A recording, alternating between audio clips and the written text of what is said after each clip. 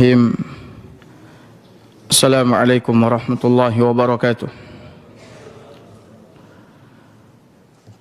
Alhamdulillah. Nahmaduhu wa nasta'inuhu wa nastaghfiruh. Wa na'udzu billahi min shururi anfusina wa sayyiati a'malina. May yahdihillahu fala mudilla lahu wa may yudlil fala hadiya lahu. Asyhadu an la ilaha illallah wahdahu la syarika lah. Wa asyhadu anna Muhammadan abduhu wa rasuluh. Ya ayuhan nasu ittaqu rabbakumul ladzi khalaqakum min nafsin wahidah wa khalaqa minha zawjaha wa batha minhuma rijalan katsiran wa nisaa'a. Wattaqullaha alladzi tasaaluna bihi wal arham. Innallaha kana 'alaikum raqiba. Amma ba'du, Bapak Ibu hadirin hadirat yang kami muliakan. Pagi ini insyaallah taala kita akan melanjutkan kembali pelajaran kita dalam bahasan Kitabul Fadail. Dan kita akan masuk kepada bab yang baru, yaitu bab al-hathu ala huduril jamaah fi subhi wal isya. Bab perintah untuk menghadiri salat subuh dan salat isya secara berjamaah. Perintah untuk menghadiri salat subuh dan salat isya secara berjamaah. Bapak Ibu hadirin hadirat yang semoga senantiasa dirahmati oleh Allah. Pada bab sebelumnya kita telah membahas tentang hadis-hadis mengenai keutamaan salat berjamaah. Bahwa salat berjamaah itu lebih utama daripada salat sendirian. Berapa derajat Bapak Ibu? 27 derajat. Dan orang yang mengerjakan salat berjamaah, dia pun juga akan mendapatkan banyak keutamaan dan kemuliaan di samping pahala yang banyak. Seperti hadis yang telah kita jelaskan pada pertemuan sebelumnya, bahwa orang-orang yang berwudu di rumahnya, dia baguskan wudunya, lalu dia keluar dari rumahnya menuju masjid, tidak ada tekadnya keluar dari rumah menuju masjid kecuali untuk melaksanakan salat berjamaah. Melainkan kata Nabi SAW, setiap langkah-langkahnya menuju masjid akan mendatangkan kebaikan untuknya. Satu langkah, satu dosanya dihapuskan oleh Allah, satu derajatnya ditinggikan oleh Allah Azza wa Jal, dan Allah berikan kepadanya satu kebaikan. Maka Bapak Ibu bisa bayangkan berapa langkah Bapak Ibu dari rumah menuju masjid. Kalau seandainya ada 1000 langkah, maka 1000 derajat kita ditinggikan oleh Allah, 1000 kesalahan kita dihapuskan oleh Allah, dan Allah berikan kepada kita 1000 kebaikan. Dan ini tidak akan didapat oleh orang-orang yang mencukupkan dirinya mengerjakan salat di mana? Di rumah, sendirian. Dia telah melewati atau melewatkan kebaikan yang sangat banyak ini. Kemudian Nabi SAW mengatakan, apabila dia salat, maka para malaikat-malaikat Allah Azza wa Jalla, tidak ada yang mengetahui berapa jumlah malaikat tersebut, akan mendoakan kita ketika kita datang ke masjid untuk melaksanakan salat berjamaah. Didoakan oleh para malaikat selama kita tidak berbuat dosa. Ya, malaikat akan mengatakan, Allahumma salli alaih, Allahumma arham, ya Allah ampuni fulan, ya Allah rahmati fulan. dan kita akan terus memperoleh pahala kebaikan dari Allah Azza wa Jalla selama kita menunggu salat sampai kita kembali ke rumah kita. Subhanallah. Maka Bapak Ibu hadirin hadirat yang semoga senantiasa dirahmati oleh Allah, betapa meruginya orang-orang yang tidak menghadiri salat berjamaah. Nah, sekarang kita akan membahas hadis-hadis mengenai keutamaan mengerjakan salat subuh dan salat isya secara berjamaah. Namun sebelumnya 5 salat sehari semalam ini semuanya harus dikerjakan secara apa? Berjamaah. Bukan subuh dan isya saja kita berjamaah, sementara zuhur, asar dan maghrib kita kerjakan sendirian, tidak. Akan tetapi Nabi SAW menyebutkan secara khusus subuh dan isya, di dalam hadis-hadis beliau ini menunjukkan bahwa untuk salat subuh dan isya apabila dikerjakan oleh seseorang secara berjamaah, maka dia akan mendapatkan keutamaan yang lebih. Dia akan mendapatkan pahala yang lebih. Dan para ulama juga menjelaskan kenapa Nabi SAW sebutkan salat subuh dan salat isya. Karena apabila seseorang telah menjaga salat subuh dan isya ini secara berjamaah, maka salat-salat yang lainnya akan lebih dia jaga untuk dia kerjakan secara berjamaah. Namun kalau seandainya salat subuh dan salat isya tidak dia jaga pelaksanaannya secara berjamaah, maka yang lain-lainnya lebih pasti tidak akan dia jaga untuk melaksanakannya secara apa? Berjamaah. Karena salat subuh dan salat isya ini berat. Kalau yang berat ini mampu kita jaga, kita kerjakan dengan baik, maka yang lainnya akan apa?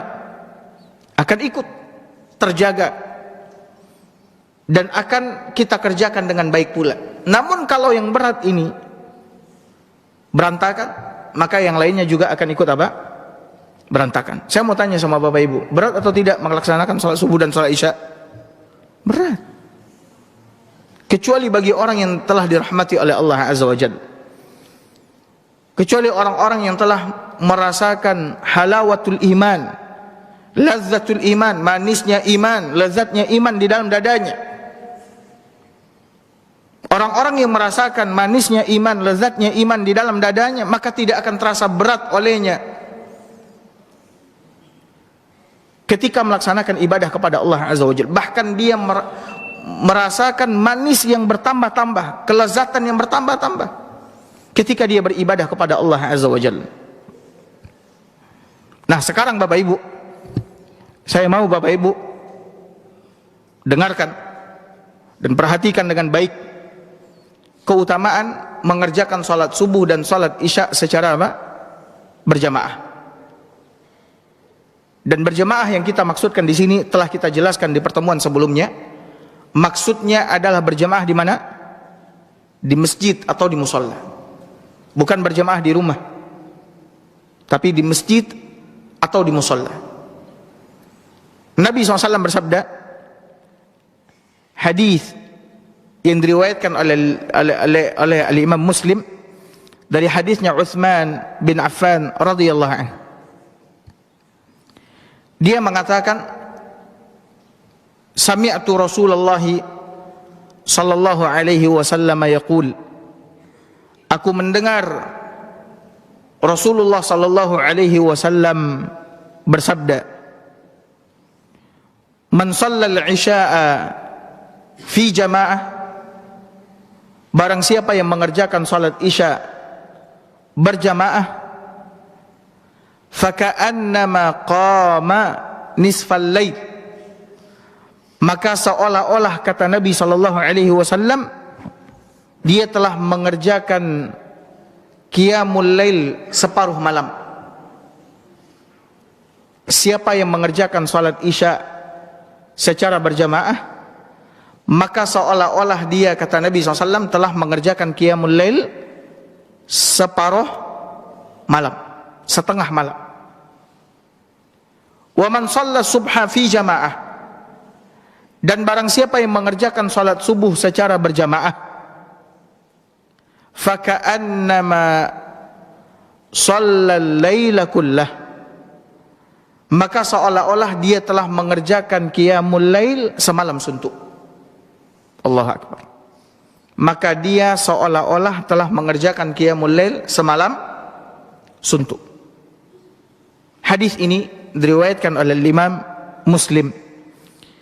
Kemudian kata penulis rahimahullahu taala, wa fi riwayat Tirmidzi, di dalam riwayat al-Imam Tirmidzi dari Utsman ibn Affan radhiyallahu anhu, dia berkata, qala Rasulullah SAW, Rasulullah SAW bersabda, man syahida al-isya'a fi jamaah, barang siapa yang menyaksikan salat isya secara berjamaah, menyaksikan salat isya secara berjamaah, maknanya dia mengerjakan salat isya berjamaah bersama kaum muslimin, kana lahu qiyamu nisfi lailah, maka baginya, kata Nabi SAW, pahala orang yang mengerjakan salat separuh malam.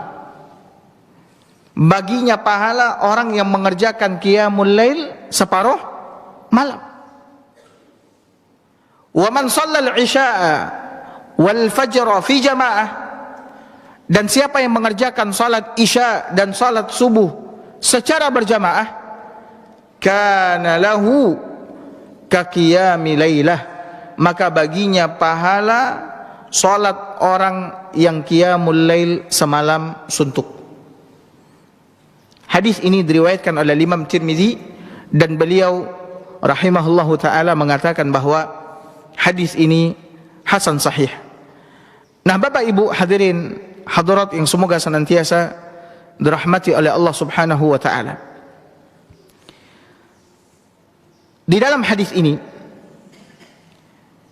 Nabi sallallahu alaihi wasallam menyebutkan kepada kita keutamaan mengerjakan salat isya dan salat subuh secara apa? Berjamaah. Di mana? Di masjid. Orang yang mengerjakan salat isya dan salat subuh secara berjamaah, maka baginya pahala yang banyak dari Allah Subhanahu wa taala. Nabi SAW di dalam hadis yang tadi telah kita bacakan, Bapak Ibu bayangkan, yang salat isya berjamaah, Allah berikan kepadanya pahala orang yang qiyamul lail separuh malam. Separuh malam itu berapa jam itu Bapak Ibu? Kalau misalkan isya sekarang jam 7:04 atau 7:20, berarti selesai dia isya, dia mengerjakan qiyamul lail sampai kira-kira jam setengah 12 atau 12 kurang. Allah berikan kepadanya pahala orang yang mengerjakan qiyamul lail separuh malam. Dan berapa pahalanya tidak kita ketahui. Dan para ulama menyebutkan kaidah bahwa amalan yang Allah samarkan dan tidak sebutkan secara jelas berapa kadar pahalanya, menunjukkan pahala amalan tersebut sangatlah banyak. Kalau Bapak Ibu temukan ayat maupun hadis yang menyebutkan suatu amalan dan Allah sebutkan ganjarannya, tapi dia samarkan, tidak dia jelaskan secara terang benderang, menunjukkan bahwa pahala amalan tersebut sangatlah apa? Banyak. Tidak ada yang mengetahuinya kecuali siapa? Allah Subhanahu wa taala. Dan sekarang saya mau tanya, siapa di antara kita yang mampu mengerjakan qiyamul lail mulai dari habis isya sampai kira-kira jam 12 kurang? Adakah di antara kita yang mampu mengerjakannya? Ana rasa sangat berat sekali bagi kita mengerjakan qiyamul lail separuh malam, selama separuh malam, ini sangatlah berat, tidak mudah. Tapi kita bisa mendapatkan pahala mengerjakan qiyamul lail separuh malam ini jika seandainya kita menghadiri sholat isya secara apa? Berjamaah. Maka Bapak Ibu ketika melangkah ke masjid untuk melaksanakan sholat isya berjamaah, hadirkan hadis ini di dalam hati kita agar kita bersemangat, agar kita termotivasi ya, untuk mendapatkan pahala yang besar tersebut dari sisi Allah Azza wa Jalla. Nah, Nabi SAW menyebutkan juga di dalam hadis yang tadi telah kita bacakan, bahwa siapa yang mengerjakan salat subuh juga secara berjamaah, maka Allah berikan kepadanya pahala seperti orang yang mengerjakan qiyamul lail semalam suntuk. Allahu Akbar. Yaitu mulai dari habis isya sampai menjelang subuh. Kalau separuh malam saja kita sangat berat mengerjakan qiyamul lail, apalagi kita mengerjakan qiyamul lail semalam suntuk. Ini tentu lebih berat lagi. Namun Bapak Ibu hadirin hadirat yang semoga senantiasa dirahmati oleh Allah, Allah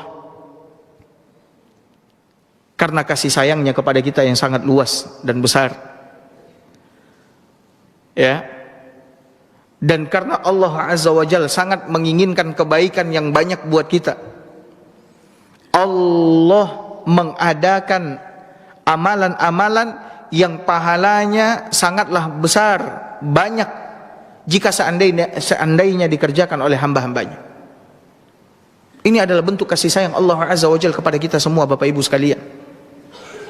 Dan tidakkah kita mensyukuri rahmat Allah Subhanahu wa ta'ala yang besar dan luas ini, dengan mengejar, meraih rahmat tersebut, dengan melakukan apa yang diperintahkan oleh Allah Subhanahu wa ta'ala melalui lisan Nabi sallallahu alaihi wasallam.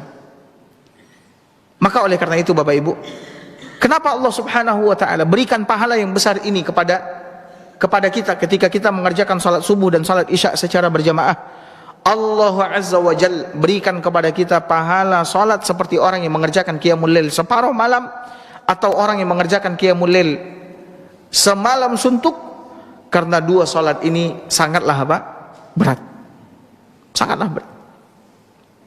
Tidakkah kita lihat Bapak Ibu hadirin hadirat dimuliakan oleh Allah, di waktu isya, di waktu subuh, berapa orang yang hanya datang ke masjid untuk melaksanakan salat apa? Salat subuh. Sementara masjid, musalla di sekitarnya ada ratusan kakak yang menghadirinya tidak sampai 10 kakak. Kalaupun lebihnya sedikit.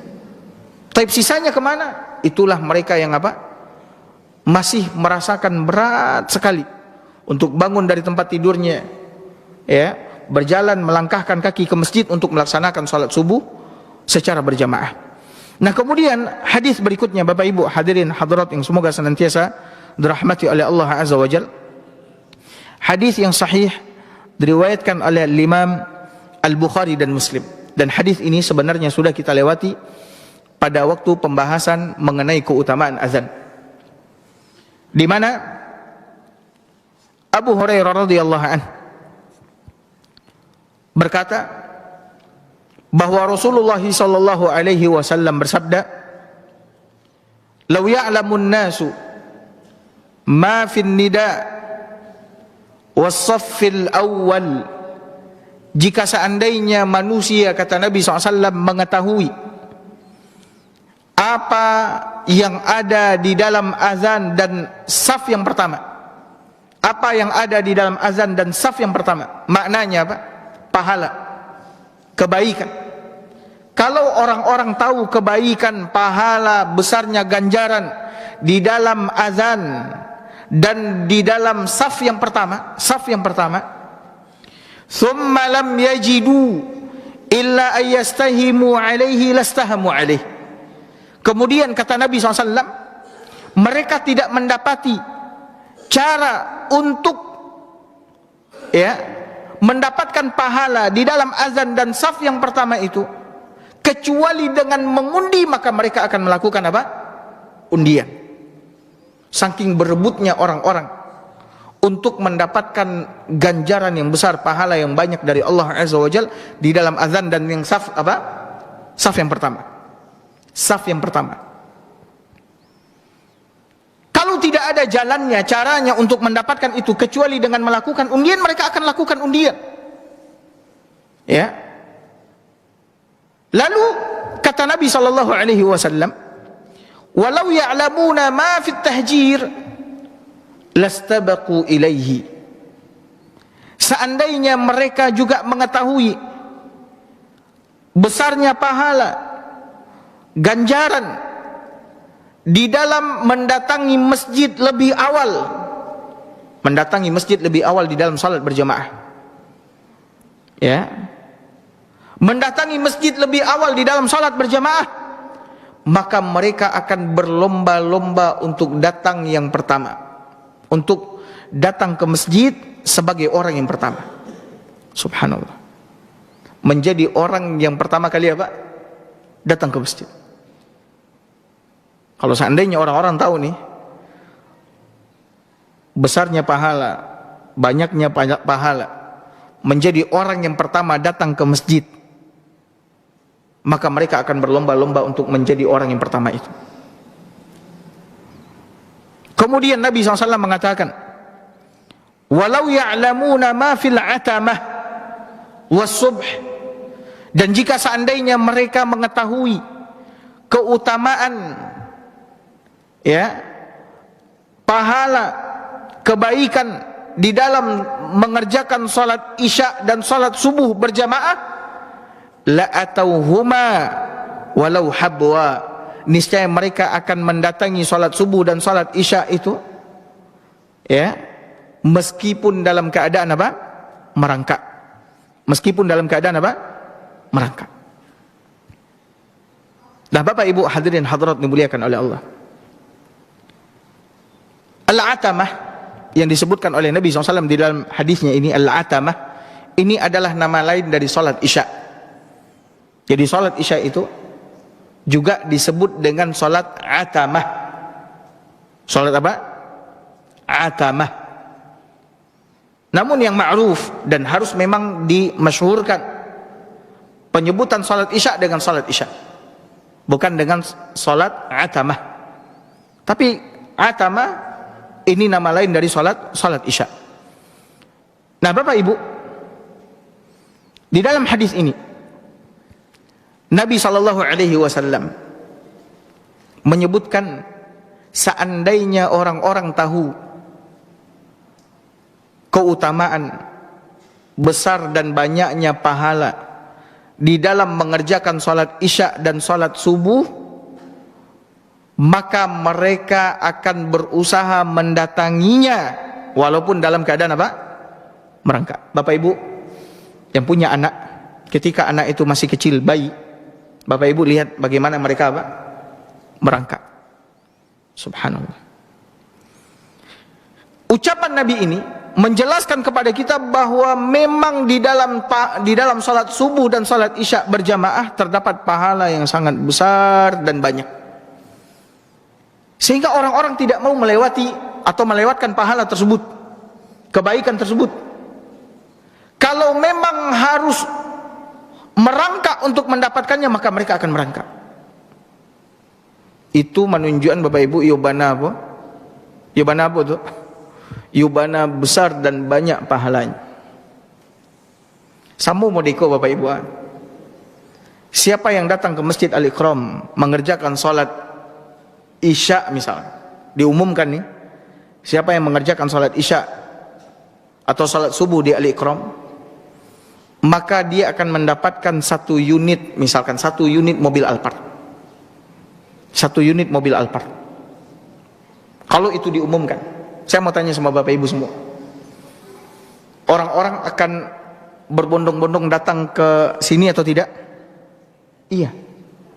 Bahkan mereka yang mungkin dalam keadaan terbatas karena lagi sakit atau kondisinya memang terbatas, dia pun juga tidak akan melewatkan kesempatan itu. Dia akan datang ke sini meskipun dalam keadaan apa? Merangkak. Ini yang mengatakan besarnya pahala, banyaknya pahala, utamanya mengerjakan salat subuh dan salat isya berjamaah ini Bapak Ibu, sampai-sampai dia mengatakan kalau seandainya untuk mendapatkan itu mereka harus merangkak, maka mereka akan merangkak. Yang mengatakan ini bukan saya yang mengatakannya, tapi yang mengatakannya adalah Nabi kita yang mulia sallallahu alaihi wasallam, as-sadiqul masduq, orang yang benar dan dibenarkan ucapannya, orang yang Nabi SAW, orang yang Allah Azza wa Jalla katakan, wa ma yantiqu anil hawa in huwa illa wahyun yuha. Dia tidak berbicara dari hawa nafsunya, akan tetapi itu dari wahyu yang diwahyukan kepadanya. Ini yang Nabi SAW katakan kepada umatnya. Namun mana umat-umat Nabi SAW, mana umat Nabi SAW yang berusaha untuk menggapai dan meraih keutamaan yang besar tersebut, pahala yang melimpah ruah tersebut? Sedikit. Orang-orang yang dirahmati oleh Allah Azza wa Jalla saja. Hari ini orang-orang mau datang merangkak sempoyongan dalam keadaan sulit, ketika di hadapannya yang dia kejar itu adalah dunia. Sesakit-sakit apapun dia, sesulit-sulit apapun kondisinya, ketika itu adalah kesenangan dunia, perhiasan dunia, maka dia tidak mengenal sakit, dia tidak mengenal keterbatasannya, dia akan bangkit dan dia akan mengejar itu. Subhanallah. Dan itu yang kita lihat. Ada orang yang rela melakukan safar keliling dunia untuk mencari perhiasan dunia, di mana dia harus berletih-letih, dia harus mengorbankan hartanya, dia harus meninggalkan keluarganya, dia harus meninggalkan negerinya. Dia tanggung semua letih dan capeknya ketika dia melakukan safar dari satu negeri ke negeri ini, dari satu negeri ke negeri ini, untuk mendapatkan kesenangan dunia, perhiasan dunia. Tapi untuk datang ke masjid, melaksanakan salat berjamaah di masjid, dia tidak memiliki kemampuan sedikit pun. Subhanallah. Di mana iman? Di mana Islam yang kita mengaku sebagai seorang muslim muslimah? Tidakkah kita tahu bahwasannya salat berjamaah di masjid adalah syiar Islam yang harus kita hidupkan? Dan Allah Azza wa Jalla telah mengatakan bahwa siapa yang menghidupkan syiar agama Islam, sesungguhnya itu adalah tanda ketakwaan yang ada di dalam hatinya. Maka di mana ketakwaan kita kepada Allah Azza wa Jalla? Tidakkah kita malu? Kita melakukan safar ke sana dan ke sini, dari satu kota ke kota, dari satu negeri ke negeri, namun ke masjid yang itu hanya beberapa langkah saja, kita tidak mampu untuk mendatanginya. Subhanallah. Bahkan kita diberikan kendaraan oleh Allah Azza wa Jalla. Allah berikan tunggangan kepada kita yang dengannya memudahkan kita untuk datang ke masjid, lalu kita tidak mau datang ke masjid. Subhanallah. Padahal tidak ada langkah, tidak ada perjalanan yang paling baik dan paling mulia, mendatangkan pahala yang besar dan banyak buat kita selain daripada perjalanan langkah menuju masjid, menuju rumah Allah Azza wa Jalla. Bapak Ibu hadirin hadirat yang dimuliakan oleh Allah Subhanahu wa taala, bersemangatlah untuk menghadiri salat berjamaah di masjid, khususnya salat subuh dan salat isya. Bersemangatlah, karena di dalam dua salat ini ada pahala yang besar. Tidak ada yang mengetahui berapa besarnya pahalanya, berapa banyaknya pahalanya selain daripada Allah Subhanahu wa taala. Ya, seharusnya kita termotivasi, tergerak, terdorong untuk melaksanakan salat berjemaah di masjid. Nah, Bapak Ibu hadirin hadirat yang dimuliakan oleh Allah Subhanahu wa taala. Di dalam hadis yang lain, Nabi sallallahu alaihi wasallam menjelaskan kepada kita bahwa orang-orang yang berat mendatangi salat subuh dan salat isya berjamaah itu adalah orang-orang munafik. Orang-orang yang berat mendatangi salat subuh dan salat isya berjamaah itu adalah orang-orang apa? Munafik. Orang-orang yang hatinya ditimpa penyakit kemunafikan. Nabi SAW mengatakan asqalus salati alal munafikina, salat yang paling berat atas orang-orang munafik, kata Nabi SAW, salatul isya'i wa salatul fajr, salat isya dan salat subuh. Salat isya dan salat apa? Subuh. Ini adalah salat yang berat atas orang-orang munafik. Kenapa berat, Bapak Ibu sekalian? Kenapa berat? Berat karena ada beberapa alasan. Ya, berat karena ada beberapa alasan. Alasan yang pertama, berat atas orang-orang munafik ya, bukan atas orang-orang yang beriman. Adapun bagi orang-orang yang beriman, berat iya, tapi Allah Azza wa Jalla telah merahmatinya. Allah telah memberikan pertolongan hidayah kepadanya, sehingga dia mampu untuk mengerjakan salat yang berat tersebut atas orang-orang munafik. Berat karena orang-orang munafik tidaklah mereka beribadah kepada Allah, tidaklah mereka mengerjakan amal soleh kecuali itu karena dasar riya. Kecuali itu karena dasar apa? Riya. Apapun amalan, ibadah yang dikerjakan oleh orang-orang munafik, semuanya riya. Semuanya riya. Dan riya artinya apa riya? Apa arti riya? Pamer.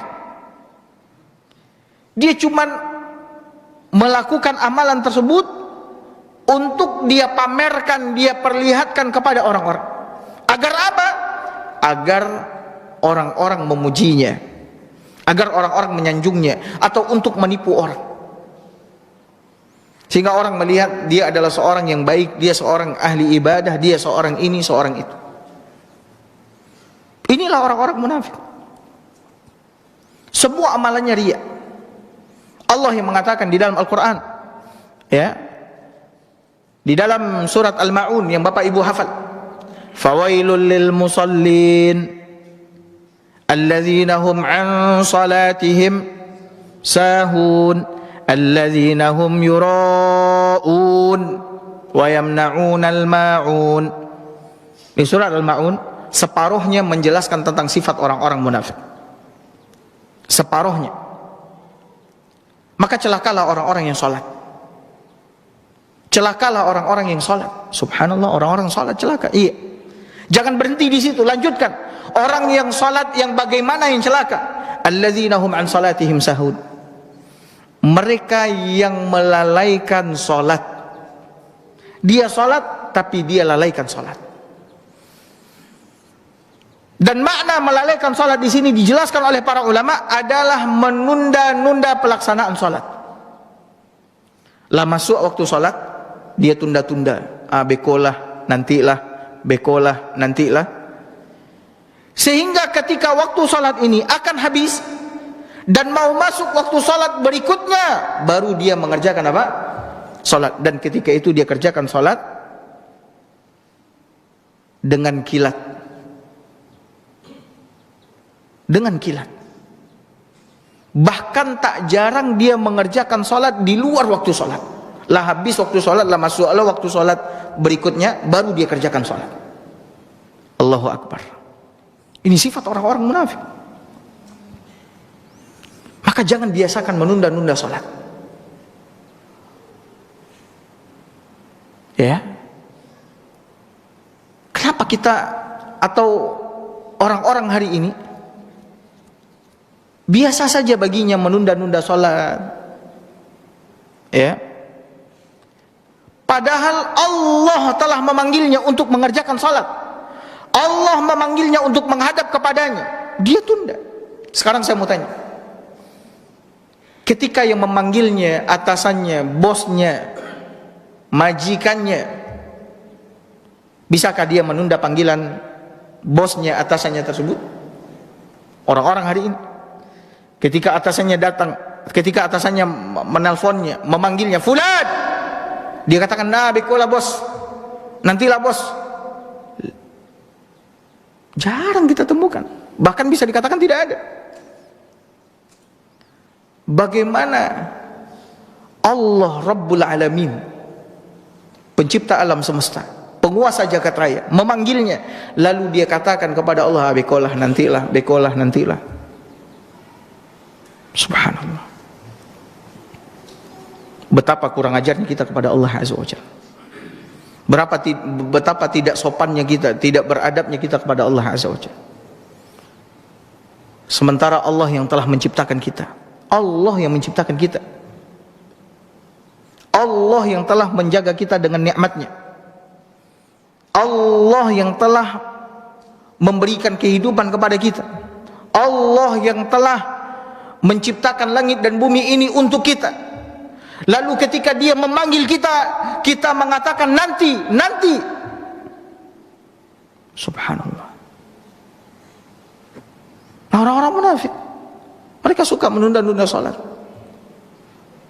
Dan Bapak Ibu harus tahu bahwa mengerjakan salat ketika waktu salat itu telah masuk, ya, itu adalah amalan yang paling utama. Ada enggak Bapak Ibu hadirkan itu ketika waktu salat telah masuk, Bapak Ibu berwudu, Bapak Ibu datang ke masjid, hadirkan Bapak Ibu tengah melakukan amalan yang paling utama. Hadirkan itu. Yang mengatakan mengerjakan salat ketika waktu salat telah masuk, itu adalah amalan yang paling utama, amalan yang paling dicintai oleh Allah. Siapa? Bukan saya, Nabi SAW yang mengatakan. Ketika Nabi SAW ditanya oleh sahabatnya, ayyul a'mali afdal, amalan yang bagaimana yang paling utama ya Rasulullah? Dalam riwayat yang lain, amalan yang bagaimana yang dicintai oleh Allah Azza wa Jalla? Nabi SAW mengatakan, as-salatu ala waktiha, mengerjakan salat ketika waktu salat telah masuk. Dan kita telah bahas Bapak Ibu pada pertemuan kita bahwa salat ini seagung-agung, sebesar-besar ibadah di dalam Islam setelah 2 kalimat syahadat.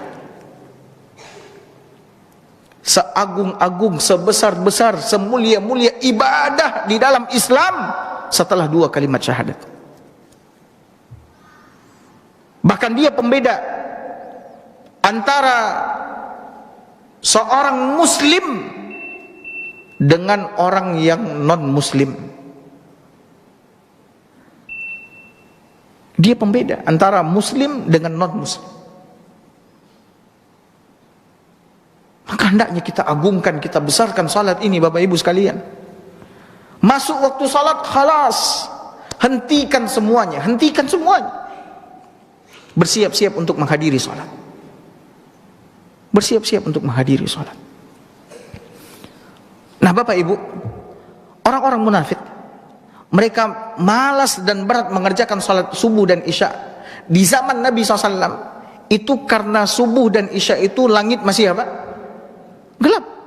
Dan pada waktu itu, apakah sudah ada lampu? Apakah sudah ada senter? Tidak ada. Tidak ada. Sehingga apa? Sehingga bagi mereka, anda datang nak aku mau saji solat, orang tak lo tahu solat dia, tak nampak dia orang itu. Maka untuk apa kita solat? La ilaha illallah. Nah inilah orang-orang munafik. Makanya berat baginya untuk apa? Untuk mengerjakan salat subuh dan isya. Kenapa? Karena orang-orang tidak melihatnya mengerjakan apa? Salat. Kemudian Bapak Ibu, kenapa berat bagi mereka? Karena Bapak Ibu hadirin hadirat yang semoga senantiasa dirahmati oleh Allah, Orang munafik adalah orang yang paling pamaleh beribadah, terutama sholat. Paling malas beribadah, terutama sholat. Allah Azza wa Jalla berfirman di dalam surat An-Nisa ayat 142. Kata Allah Subhanahu wa taala, "Innal munafiqina", sesungguhnya orang-orang munafik, "yukhadi'una Allah wa huwa khadi'uhum", mereka berusaha untuk menipu Allah, lalu Allah balas perbuatan mereka itu kepada mereka. Wa idza qamu ila sholati qamu kusala, apabila mereka berdiri untuk mengerjakan salat, mereka berdiri dengan bermalas-malasan. Bapak Ibu mungkin pernah lihat orang salat ogah-ogahan.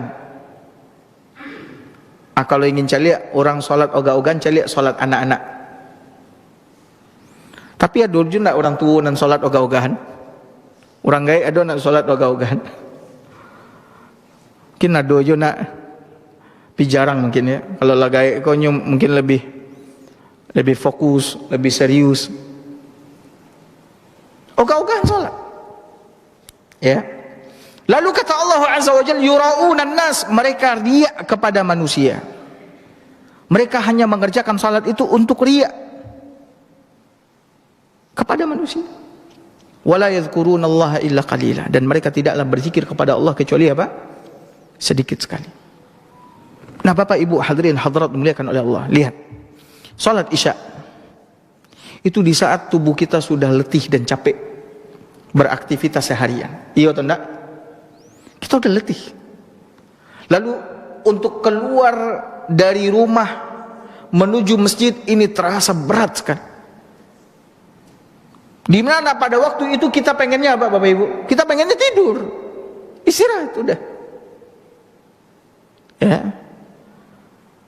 Bahkan saking pengennya kita untuk tidur dan istirahat, kita nggak peduli lagi dengan istri kita, dengan anak-anak kita nggak peduli lagi. Yang jelas kita udah capek, kita mau istirahat. Kecuali orang-orang yang dirahmati oleh Allah, dia tahu ini hari ini dia belum duduk sama istri dan anak-anaknya, dia berusaha duduk, kemudian dia ngobrol. Barang sesaat dia ngobrol, dia dengarkan cerita istri dan anak-anaknya, sebagaimana yang dilakukan oleh Nabi SAW. Nabi SAW itu, Bapak Ibu, ya, beliau sebelum tidur beliau luangkan waktu untuk mendengarkan cerita istrinya. Karena istrinya mungkin seharian ini letih, capek, dan banyak hal yang dia temukan, dia butuh teman cerita, maka dia dengarkan. Dan kalau Nabi SAW bisa memberikan nasihat, dari ceritanya Nabi SAW akan berikan nasihat. Tapi kalau tidak, paling tidak Nabi SAW akan menjadi pendengar terbaik buat siapa? Buat istri. Ya. Nah, Bapak Ibu hadirin hadirat dimuliakan oleh Allah. Salat subuh ini salat pada waktu di mana kita sangatlah apa? Ngantuk berat. Kecuali orang-orang yang dirahmati oleh Allah sudah terbiasa bangun sebelum subuh, sudah biasa bangun, bahkan dia mandi, bahkan dia mengerjakan qiyamul lail, dia berzikir, dia membaca Al-Quran dan lain sebagainya. Tapi kalau belum, terasa berat. Lihat saja anak-anak kita. Ya, lihat saja anak-anak kita. Membangunkan mereka untuk salat subuh berat sekali. Berat sekali. Tapi mau bagaimana? Kita ingin selamat dari kemunafikan. Kita ingin mendapatkan kebahagiaan, keselamatan dunia dan akhirat. Kita ingin mendapatkan pahala yang banyak dan melimpah ruah dari Allah Azza wa Jalla. Kita harus bangun. Kita harus bangunkan anak-anak kita. Bangunkan anak-anak Bapak Ibu semua. Suruh mereka mengerjakan salat. Ya. Wa'mur ahlaka bis shalah, perintahkan keluargamu untuk mengerjakan apa? Salat. Ustadz payah bana membangunkannya, Ustadz. Iya mau itulah ujiannya. Sehingga ada orang tua datang bertanya kepada salah seorang syekh, wahai syekh, saya sulit sekali untuk membangunkan anak saya untuk mengerjakan salat subuh. Maka bagaimana wahai syekh? Apa yang harus saya lakukan? Apa kata syekh ini? Kata syekh ini, wahai ibu, kalau seandainya terjadi kebakaran di rumah ibu dan anak ibu tidur, maka apa yang akan ibu lakukan? Saya akan bangunkan dia. Kalau dia tidak mau bangun, saya akan tarik dia keluar dari rumah tersebut supaya dia tidak mati terbakar. Maka apa kata Syekh ini? Maka menyelamatkannya dari api neraka Allah jauh lebih apa? Lebih utama daripada api dunia. Maka kalau anak tidak mau bangun, angkat dia. Angkat dia. Ya. Ini bukan anak yang masih ketek ya Bu, Pak. Jangan beko anak-anak yang masih ketek kemudian ditegang lah. Ini anak-anak yang mungkin dia udah balik. Dia udah balik. Ya. Maka bangunkan dia demikian. Tapi kalau anak-anak yang masih kecil usia 7 tahun kita disuruh untuk menyuruh mereka sholat. Mereka sholat dan sholat biarkan. Tapi usia 10 tahun kita disuruh untuk apa? Memukulnya. Kalau dia tidak mengerjakan sholat, tapi memukulnya dengan apa? Dengan kayu siwak, tidak dengan tangkai sapu. Kayu siwak. Janjo tangkai sapu jo paralon. Ya. Atau dengan pena. Supaya apa? Supaya dia tahu bahwasanya sholat ini wajib, harus dia kerjakan. Nah, jadi Bapak Ibu hadirin hadirat dimuliakan oleh Allah Azza wa Jalla. Bulatkan tekad di dalam dada untuk mengerjakan sholat 5 waktu sehari semalam ini berjemaah. Bulatkan tekad. Kemudian setelah itu Bapak Ibu lakukan, tempuh cara-cara yang dapat membantu Bapak Ibu untuk melaksanakan sholat berjemaah, terutama 2 sholat yang berat ini, subuh dan apa? Isya. Isya tu Bapak Ibu, untuk Isya jangan lalu-lalu dia tekasua beko takalok. Ya, makanya Bapak Ibu, Nabi SAW membenci tidur antara maghrib dengan apa? Isya. Ikut dibenci sama Nabi. Ya, dibenci sama Nabi. Maka jauhkan diri kita dari kasur. Kalau kita awakku pantang talatak di kasur, Ustaz. Kalaulah apa nama ku tabariang di kasur, sabanta saya hanyui, Ustaz. Sabanta saya apa? Hanyui. Anda memang ada tipe-tipe orang seperti itu. Kalaulah mau kuah kasurnya, hilangnya lah. Nah, jauhkan kasur itu, duduk di luar. Duduk dengan istri, dengan anak. Dengar azan Isya, jalan ke masjid. Mesti seperti itu. Ya, supaya kita bisa menjaga salat Isya ini berjamaah. Kemudian untuk subuh Bapak Ibu selesai Isya, kalau tidak ada pekerjaan yang penting, pekerjaan yang berarti, maka usahakan apa? Tidur. Makanya Bapak Ibu, Islam justru memakruhkan, membenci begadang setelah sholat Isya. Nabi itu kalau selesai Isya dia langsung tidur.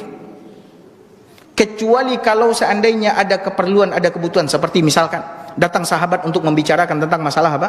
Pemerintahan, untuk membicarakan tentang masalah kaum muslimin. Maka ketika itu Nabi SAW duduk. Ya. Atau Nabi SAW duduk dengan keluarganya, dengan istrinya dan anak-anaknya. Maka Nabi SAW begadang sedikit. Begadang Nabi, jangan Bapak Ibu bayangkan seperti orang-orang begadang hariko. Orang-orang hariko begadang sampai jam 2 leh, sampai jam 1. Nabi itu paling setelah Isya setengah jam atau lewat sedikit dari waktu itu. Habis itu apa? Nabi SAW tidur. Awaklah jalih barik untuk jago waktu subuh, alalo tengah malam pulo. Atu ya ndak tahu apa nama itu. Ndak tahu apa nama itu.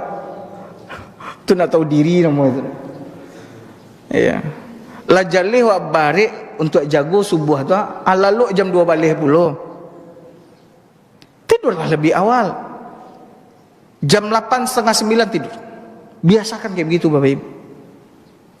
Ya, biasakan kayak gitu. Kalaupun mau kita berikan batas waktu kepada anak-anak, apalagi anak-anak kita. Nak, jam 9 kurang seperempat, kalian sudah mengambil ancang-ancang untuk apa? Tidur. Ancang-ancang itu tahu Bapak Ibu nak? Ya. siap-siap untuk lalu, pergi ke WC, pipis, wudu, gosok gigi. 9, matikan lampu tidur. Biasakan seperti itu. Jangan biarkan anak lah jam 10 hanya menonton palape saja di orang kaya. Atau beko anaknya ndak pergi ke musajid, payah menjaganya solat subuh, hanya ibu-ibu. Anaknya nonton lah jam 10, jam sabalihnya palape saja, atau main PS, atau main handphone. Pas anaknya ndak subuhnya ibu-ibu. Ya subhanallah. Kenapa kita tidak matikan TV-nya, matikan ininya? Kita kasih tahu dulu dengan baik. Ndak juga dia dengar, kita matikan, sudah diam, masuk ke kamar. Ajarkan anak kita untuk itu, Bapak Ibu semua. Nah, jadi Bapak Ibu, jan suko bagadang. Lah habis Isya, duduklah sebentar, duduklah setengah jam. Duduk setengah jam dengan apa cerita hari ko dia. Bah hari dia hari ko de balik nari wa hari ko daj. Batu je. Anak melawan sekarang joda je. Kita dengarkan. Dek sabar. Anak ini ujian dari Allah Azza wa Jal. Setiap kali adik sabar menghadapi mereka, Allah berikan pahala. Atau ganti-gantian cerita. Istri itu kadang-kadang butuh dia teman cerita. Bukan kadang-kadang, sangat butuh kepada teman cerita. Kalau kita tidak mau menjadi teman cerita dia, cari teman cerita dan lain beko. Awak lu nangka-langka bui. Ya. Dengarkan dia cerita. Hari ini bagaimana harimu, Dek? Dek tadi wak terjatuh dah aja. Dek tadi wak modeko dah piti habis bulo aja. Macam-macam lah. Dengarkan, kemudian hibur dia. Selesai itu habis itu tidur, udah. Ya sudah, semoga besok harimu lebih baik. Ya. Nah, orang yang cepat tidur, mudah-mudahan diharapkan dia bisa bangun di waktu apa? Subuh. Jadi buang jauh-jauh kebiasaan suka apa? Suka begadang. Buang jauh-jauh kebiasaan suka begadang. Nah, Bapak Ibu hadirin hadirat yang semoga senantiasa dirahmati oleh Allah, inilah kira-kira keutamaan mengerjakan salat subuh dan salat Isya secara apa? Berjamaah. Nah, Bapak Ibu hadirin hadirat dimuliakan oleh Allah. Terakhir, saya mewasiatkan kepada kita semua, terutama kepada diri saya sendiri yang menyampaikan, hendaklah kita berusaha semaksimal mungkin untuk menjaga solat 5 waktu sehari semalam. Pelaksanaan, jaga pelaksanaan. Yang laki-laki wajib berjamaah di mana? Di masjid. Yang laki-laki wajib berjamaah di masjid. Solat laki-laki itu di masjid. Yang perempuan mau datang ke masjid, tafadhol. Yang perempuan mau datang ke masjid, tafadhol. Yang mau solat di rumah juga, tafadhol. Silahkan. Tidak ada masalah. Ya, jaga solat Bapak Ibu. Jaga solat. Kalau Bapak Ibu menjaga solat dengan baik, maka Allah akan berikan keberuntungan kepada Bapak Ibu dunia dan akhirat. Allah yang mengatakan di dalam surat Al-Mu'minun, kata Allah Azza wa Jalla, qad aflahal mu'minun, sungguh telah beruntung orang-orang mukmin. Bagaimana sifat orang-orang mukmin yang beruntung itu? Kata Allah Azza wa Jalla, allazina hum fi salatihim khashi'un. Allah buka sifat orang mukmin yang beruntung itu, pertama sekali Allah buka dengan sifat salat, yaitu mereka yang khusyuk di dalam apa? Salatnya. Perhatikan, Allah buka sifat orang mukmin itu dengan salat. Kemudian Allah tutup sifat orang mukmin yang beruntung itu juga dengan apa? Dengan salat. Kata Allah Azza wa Jalla, walladzina hum ala salatihim yuhafizun. Dan mereka yang senantiasa menjaga salat mereka. Allah buka dengan salat. Jadi sifat orang-orang mukmin itu Allah sebutkan ada beberapa. Ada beberapa. Pertama sekali khusyuk di dalam salat. Di akhir Allah tutup lagi dengan salat. Kata Allah, mereka yang senantiasa menjaga salat. Ulaika humul warithun. Mereka itu akan mewarisi, mendapatkan warisan dari Allah Azza wa Jalla. Apa itu? Alladzina yarithunal firdausa hum fiha khalidun. Mereka akan mewarisi sorga Firdaus, dan mereka kekal berada di dalam sorga tersebut. Semoga saya dan Bapak Ibu semua Allah jadikan penghuni sorga Firdaus. Semoga Allah subhanahu wa ta'ala memberikan taufik, memberikan pertolongannya kepada kita untuk menjaga salat ini dengan sebaik-baiknya, dan begitu juga dengan anak cucu keturunan kita. Tapi mungkin ini yang bisa kita sampaikan, semoga bermanfaat. Barakallahu fikum. Sallallahu ala nabiyyina Muhammad wa ala alihi wa sahbihi wa sallam. Assalamualaikum warahmatullahi wabarakatuh.